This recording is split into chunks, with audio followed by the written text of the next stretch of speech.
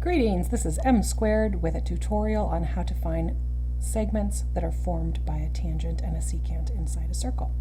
This is our formula. This is our secant, this is our tangent.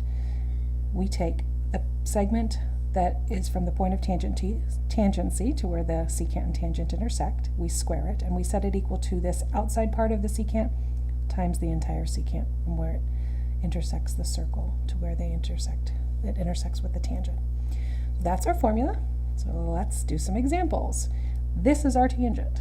So this is what we will square. We get x squared equals, then we have it times equal the outside part times the entire secant, which is 4 plus 5. Well, 4 plus 5 is 9.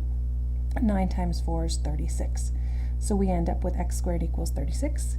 If we take the square root of both sides of the equation, we get x equals plus or minus 6. But since we're talking about the lengths of a segment, we ignore the negative and we just get x equals 6. So this part of this tangent is x equals 6. Here's another example. Again, the tangent is x. So we get x squared equals 10, which is the outside part, times the entire secant. So 10 plus 30 is 40. 40 times 10 is 400. So we get x squared equals 400. When we square root both sides, we get x equals plus or minus 20, but we ignore the minus again because we're talking about the length of a segment. The final example is a little more difficult. Now the tangent is actually a number. So we have 10 squared equals the outside part, which in this case is x, times the entire secant, which is this part plus this part. So we have to add those together. So 10 squared is 100, and when we distribute on this side, we get x squared plus 15x. Well, this isn't a linear equation. This is a quadratic equation. I guess the others were as well, but this one has the a, b, and c of the quadratic equation, which means we need to get everything on one side. We can't use square roots to solve this equation. So if I minus 100 from both sides, I get 0 equals x squared plus 15x minus 100.